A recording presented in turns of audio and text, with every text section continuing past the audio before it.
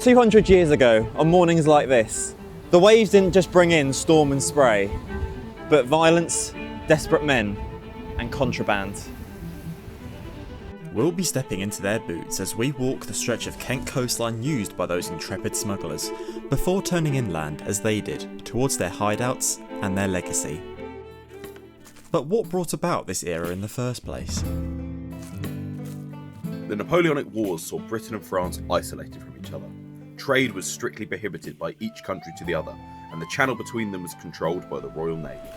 When peacetime came in 1815, 300,000 soldiers returned to a country choked by war, with a severely depressed economy and little chance to make a living. Many of these desperate men turned to smuggling. There was plenty of call for it too. High taxes on luxuries like tea, spirits, tobacco and silk to pay for the huge cost of war meant there was no shortage of customers. This wasn't for the faint of heart.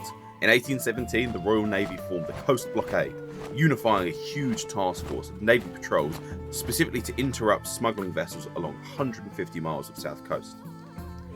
Desperate and experienced ex-sailors who fought in the Napoleonic Wars were now pitted against a highly trained and specialised force, and violence was sure to follow. Clashes often resulted in death or terrible sentences. But desperate men were not deterred, and smuggling was not rare. A climate of bribery, subterfuge and animosity swept the south coast. Many gangs formed, and their stories became folklore. One such tale, written in the early 20th century by Russell Thorndike, tells of Dr. Sin, by day a local vicar, by night the ex-pirate smuggling gang leader, disguising himself as a scarecrow and using his profits to aid impoverished townfolk under crushing taxes. Today, Dr. Sin remains one of the most famous smuggling stories associated with this area, inspiring a series of books, local events, and later on a Disney adaptation. Even though he's fictional, the stories reflect a real period in history when smuggling was a major part of life on the Kent coast. In the early hours of the morning, or in the dead of night, if you were to walk across the Romney marshes, you might see a flashing light through the mist. But this was not meant for you, nor any ship at sea. This light was for Dr. Sin. He stalked the lands at the head of a gang of smugglers, and none would cross his path. At the sight of him, they would turn and run away. To protect his gang and frighten off any soldiers or custom officers, he donned the terrifying alter ego of the Scarecrow. But Dr. Sin did not disappear by day into the marshes, but into the Dymchurch parish, where he was its priest. Nor did he spring from nowhere, for the people that thought they hung the pirate Captain Clegg would now surely be surprised to find him here. But before these stories came the real smugglers that inspired them, who trod this very ground as they marched inland with their goods. And to properly understand them, we are going to follow in their footsteps.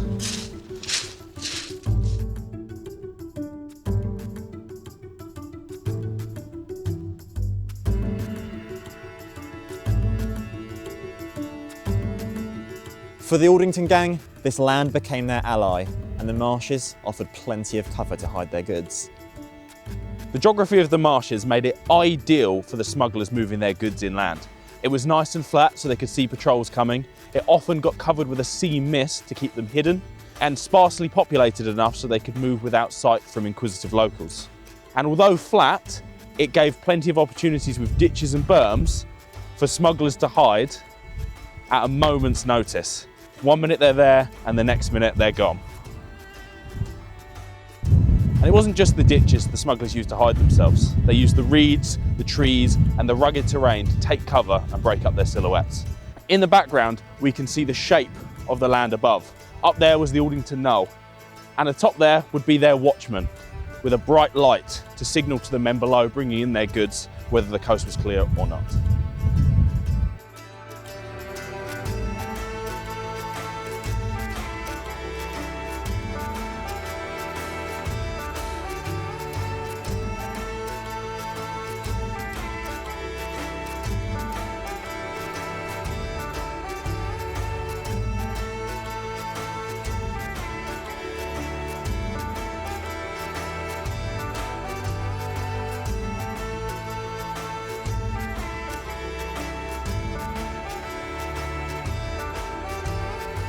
Like the Wild West, these gangs were only actually prolific for the first 3 decades of the 1800s.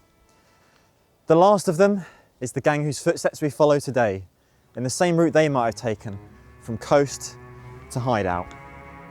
Meet the Aldington Gang. Headquartered 6 miles from the coast in the village of Aldington, the first record of the Aldington Gang was in November 1820, with up to 300 men in the gang, mostly local men returned from fighting in the Napoleonic Wars. The core of the gang formed a tight-knit fighting party, mostly men hired to protect the tubmen, and the tubmen were the men that were bringing the contraband in from the shore. And the reason these men turned to smuggling and life in the gang was for money. In a depressed market, they could make what they'd make in 2 weeks in one night. These men were renowned for their violence, and their stories are full of turmoil.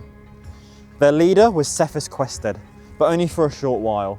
In 1821, a group of blockademen came across 200 of his smugglers, just a short while across the beach from where we stood today. They chased them across the marshland, and what ensued was the Battle of Brookland. 5 men died and 20 were wounded. And the Battle of Brookland ended when Cephas Quested turned to the man next to him, who he believed was a fellow gang member, handed him a musket and said, "Go blow an officer's brains out."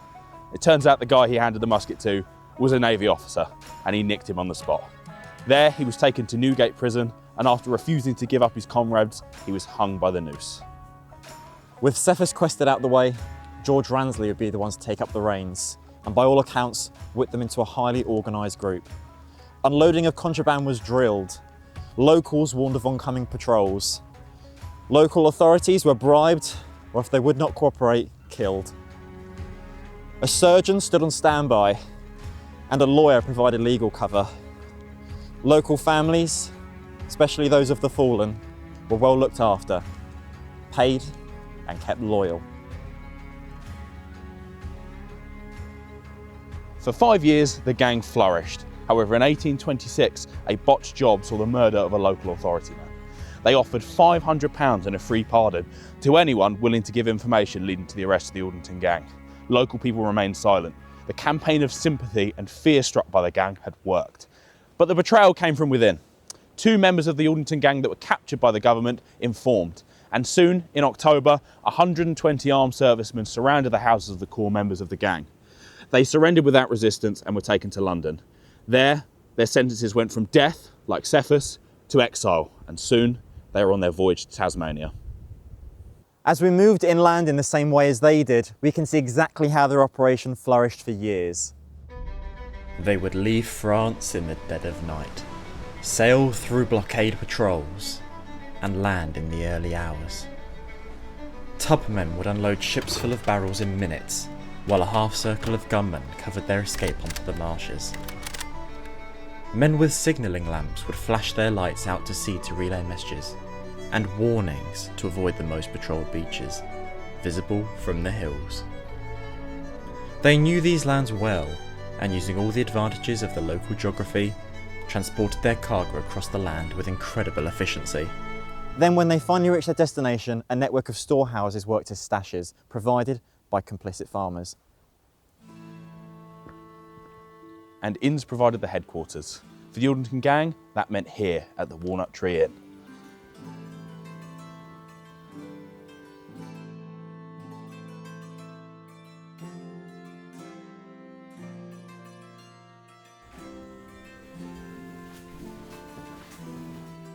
As we know from the Aldington Gang, the late 1820s saw an end to smuggling in Kent. Increased government patrols, arrests, and the threat of Australian exile if you were lucky enough to avoid the noose. But unemployed men, desperate to make a living, would continue to smuggle. The real end of smuggling came due to the end of these taxes. The duties that made the men smuggle these goods into the country in the first place were abolished, so there was really no reason to smuggle anymore. So the Coast Guard's duties turned more into sea rescue, and the smugglers' exploits faded into history. But as we see from Dr. Sin, it's quite a romantic memory. As many outlaws are remembered in folk history, it's the resistance to authority, the independence, the forging your own path, which is quite different from the real, brutal, bloody nature of the gang's exploits. But that's where much of the folklore came from. That's why we cover these stories. When we walk that route today, and when we sit in these old headquarters, we get the opportunity to remember. We're in touch with the land in the same way as the people before us. They stood where we stand now, with stories so wildly different from our own.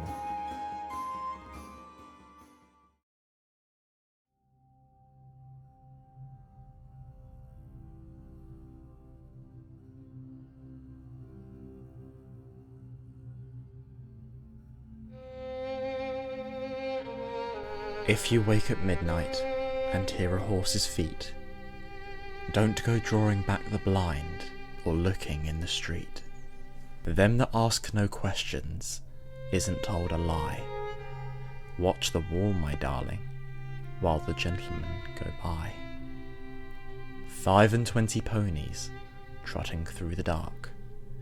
Brandy for the parson, baccy for the clerk. Laces for a lady, letters for a spy. Watch the wall, my darling, while the gentlemen go by. In this very pub, the memory of its roots can be found all over, from the sign hanging outside to the ghost they say haunts the premises of a member of the gang thrown down this well.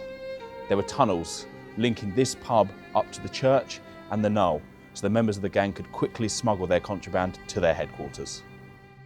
One of the tunnels led here, from the walnut tree to the church, and although the Aldenton gang was scattered far and wide, with George Ransley in Tasmania and Cephas hung at Newgate, some of the gang members were buried here and remain here today in unmarked graves.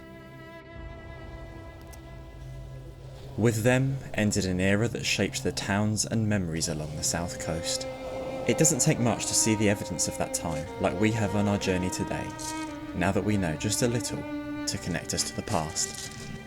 And so the next time we see a flashing light at sea, we may wonder who it's for.